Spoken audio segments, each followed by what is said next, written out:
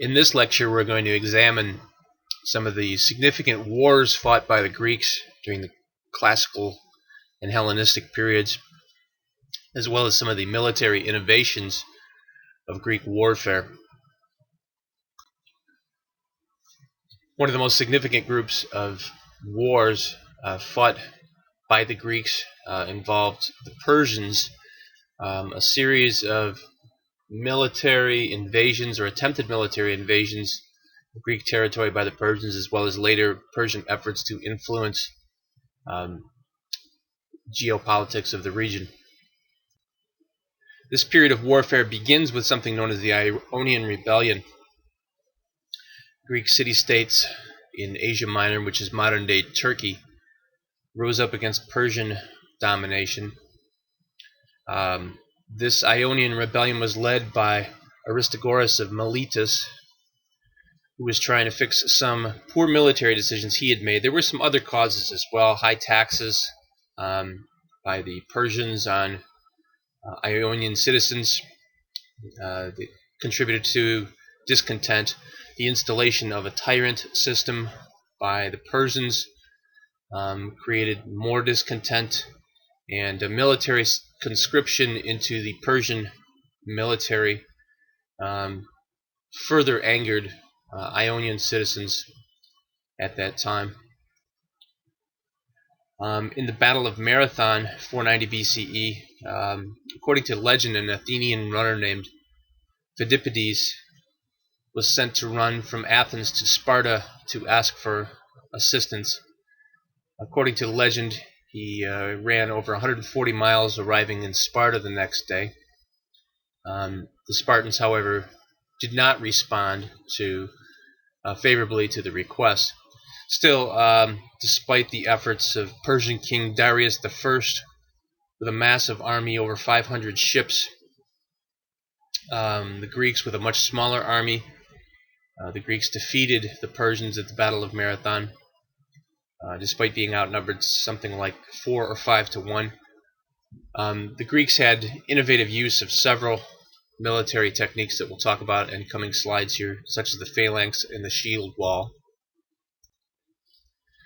The term phalanx refers to a rectangular military formation, as you can see here, typically made up of heavy infantry. Translated, the word means something along the lines of battle order. The soldiers in this formation carried long spears known as sarissas, S-A-R-I-S-S-A, that were approximately 15 to 18 feet in length. For soldiers in the front, this kept them at a safer distance from enemies, as you can see. Soldiers in the back would raise up their sarissas to help protect the front soldiers from airborne projectiles such as missiles and arrows. The shield wall was a tactic used by soldiers standing in formation, holding their shields so that they adjoined or overlay each other. Soldiers gained protection not only from their own shield, but the shield of neighboring soldiers. Shields could be positioned in many different ways, depending on the threat. In the image depicted here, soldiers are charging toward an enemy with using aerial projectiles at them, so the shields are positioned in front and above to minimize the harm that would come from projectiles.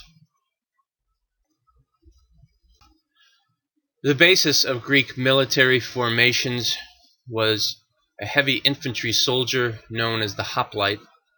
They served as the foundation of the phalanx. Typically, these were middle-class citizens who were expected to fund their own purchases of necessary military items. They had a very detailed and stringent code of honor. These were highly disciplined fighters and very much operated like choreography in their movements, as particular commands would be called out. The Battle of Thermopylae was the second of the major invasions of Greek territory by the Persians, led by King Xerxes I of Persia. Once again, a significant advantage for the Persians in terms of troop strength and naval strength.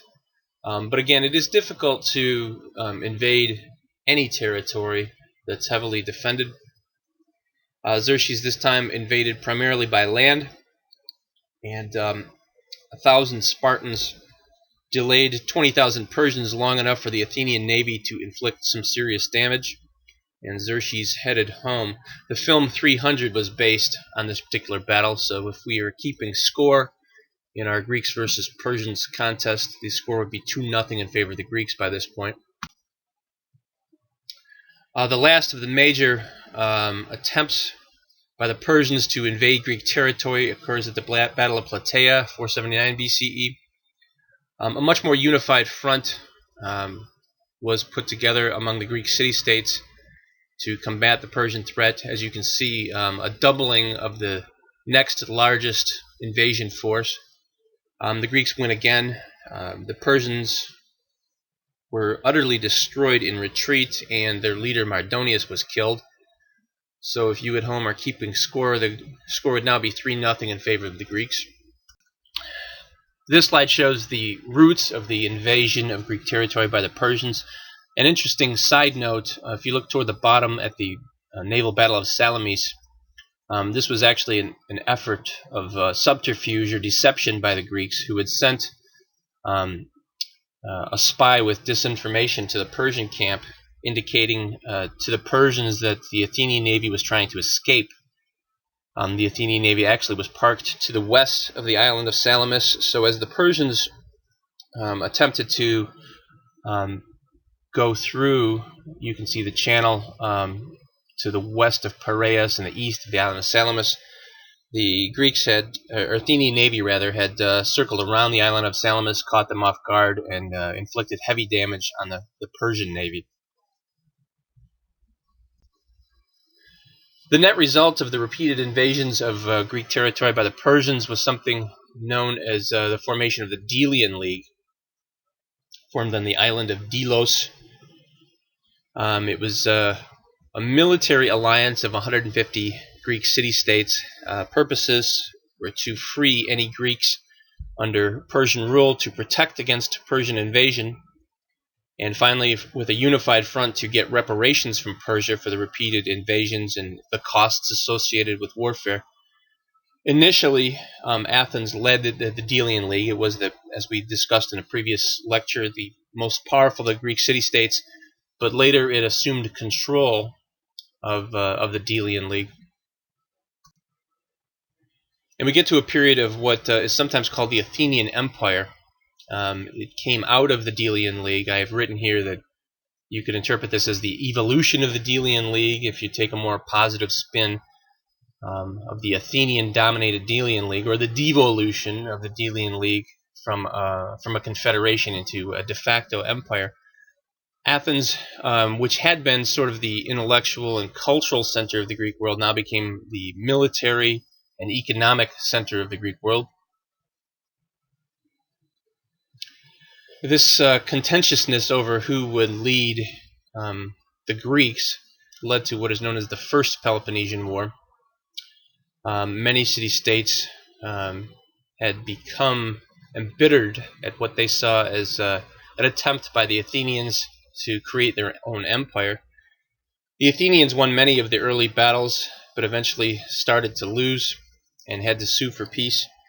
The treaty that ended the First Peloponnesian War led to what was known as the 30 Years' Peace.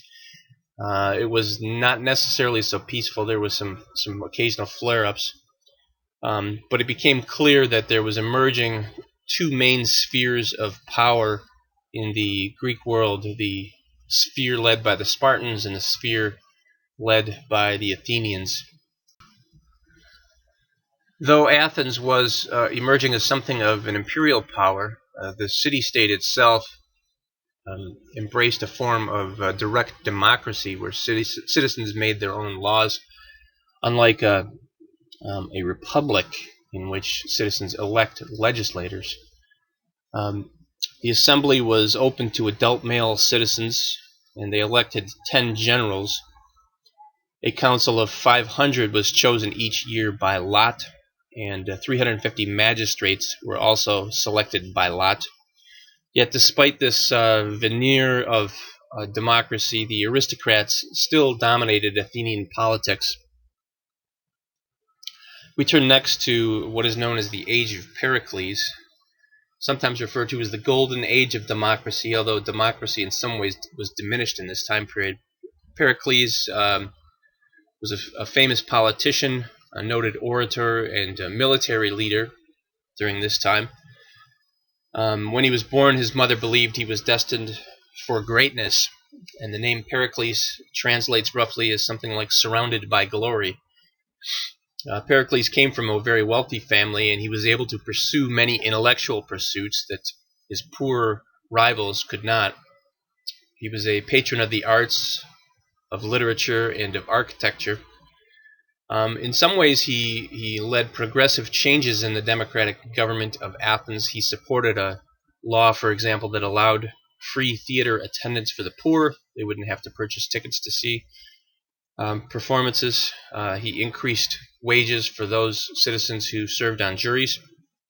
However, he also promulgated a law making Athenian citizenship open only to those with two parents from Athens, thus limiting democracy by reducing the number of eligible voters. Although this did not stop him later in life from getting his own son recognized as an Athenian citizen, despite the fact that his mistress Aspasia, Pericles' mistress, was not an Athenian citizen, so he kind of broke that law for his own son. Pericles increased Athenian dominance over the Delian League, and during this time period, this trend toward an Athenian Empire grew. At the same time, he was something of a political conservative who was reluctant to go to war and repeatedly sought peace with Sparta. As we had indicated at the end of the slide regarding the First Peloponnesian War, there emerged this conflict between these two spheres led by the Athenians and the Spartans. There were three phases in this war. Largely, this was a draw. As you can see, it went on for 27 years until the Persians sided with the Spartans, and at which case Sparta eventually won the Second Peloponnesian War. Pericles' plan, among others, was the development of what is known as the Long Walls system. Here we have a depiction of the Long Walls, which connected Athens, which is more toward the upper right-hand side of the map, to its ports at Piraeus, which is the lower left-hand corner, and Phaleron, both of which were on the Aegean Sea. These were originally built in the mid-5th century BCE. During the Second Peloponnesian War, they were destroyed by the Spartans and then later rebuilt with Persian help during the Corinthian War, which we'll get to in a few slides. The Long Walls were a very important component of Athenian military tactics. The walls provided Athens with a continuous connection to the sea. Remember, the Athenians are an important naval power at this time. And it prevented Athens from being attacked solely by land, because they would be able to resupply the city as long as these walls could be maintained. The wall from Athens to Piraeus is about 5 miles, or was about 5 miles in length, and to Phaleron about 4 miles in length.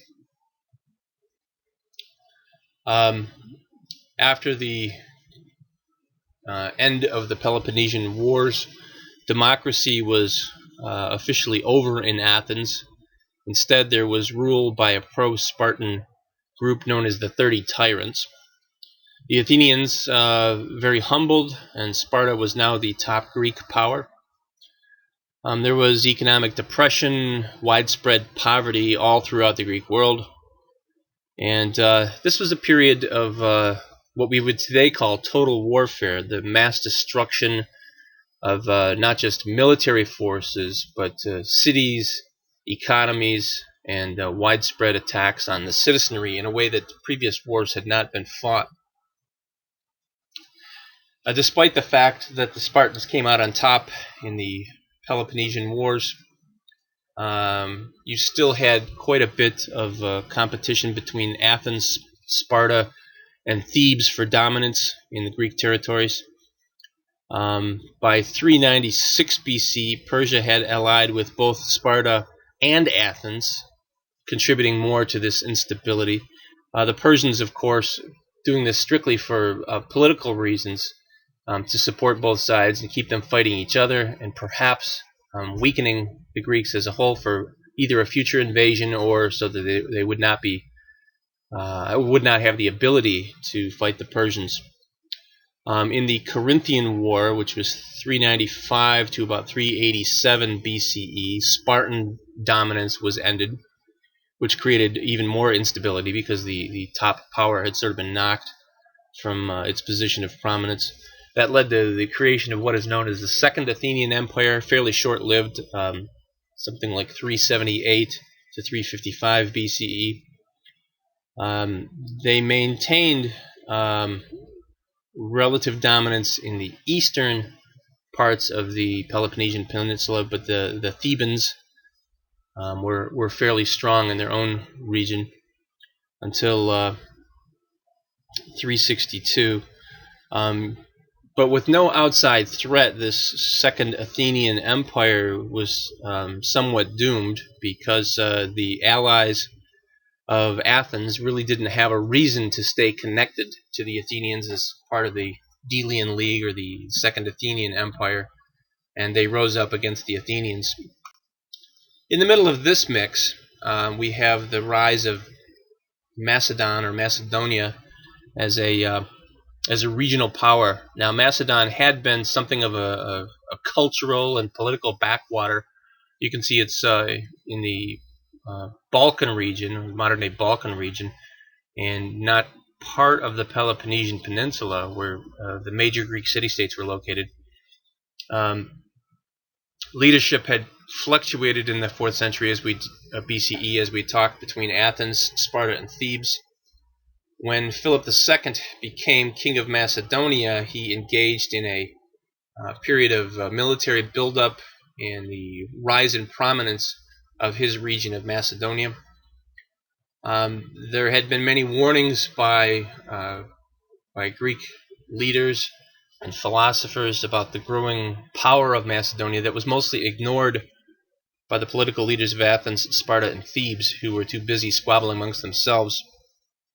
And the Greek alliances and city-states could not create a united defensive front against the Macedonians, who, to their credit, in terms of military, began playing some of these city-states off of each other as their control of territory in the Peloponnesian Peninsula began to grow. Philip II, as a child, had been held captive in Thebes in this child hostage system that had emerged. And how this worked was simply that rival powers would require, in terms of keeping the peace, each side to put family members as hostages in the other side. The thinking would be that if your son, for example, if you were a king and your son or daughter were held hostage in your rival's territory, that you'd be less likely to invade for fear that harm would come to your family member. Something of a military genius. There's no doubt he was very talented in military matters, some innovative military tactics. Crenides was a very important mining center, and when Macedonia, through Philip II, conquered Crenides, he became, it was a very fortuitous conquering as well, because a number of silver mines had been discovered right about that time, and Philip II not only had built a massive, well-trained army, but now had a source of regular revenue to fund this army through the silver mines of Crenides. So good fortune or good research on his part in conquering Crenides. His son was Alexander III, often referred to these days as Alexander the Great. He was taught by Aristotle, never defeated in terms of major military battles, although would later be defeated by microbes.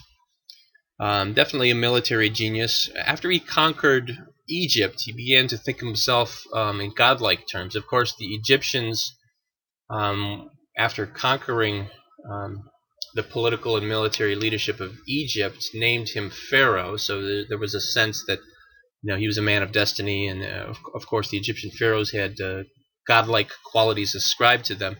But he really probably began to think of himself more godlike than he might have otherwise had he not conquered Egypt. He's responsible for the spread of Hellenistic culture or Greek culture into Asia, Africa, and wider throughout Europe. There's a lot of speculation about his sexuality. We really have no way of knowing whether or not he was gay or bisexual. We do know he was married at least 2 times, but again, some of the evidence suggesting this is after the fact and perhaps motivated by people who wanted to discredit him. So there's really no way of knowing. And the film version, of course, the filmmakers spend a great deal of time trying to create the impression that Alexander was romantically involved with one of his military advisors, but the historical evidence for this is sketchy at best. This map shows the extent to which Alexander had successfully conquered territory. Moving to the east, you can see he got into what is present-day India. Afghanistan, conquered the Persians, much of what we would today call the Middle East, and Egypt as well. And that brings to a close our brief discussion of Greek warfare and Greek military tactics.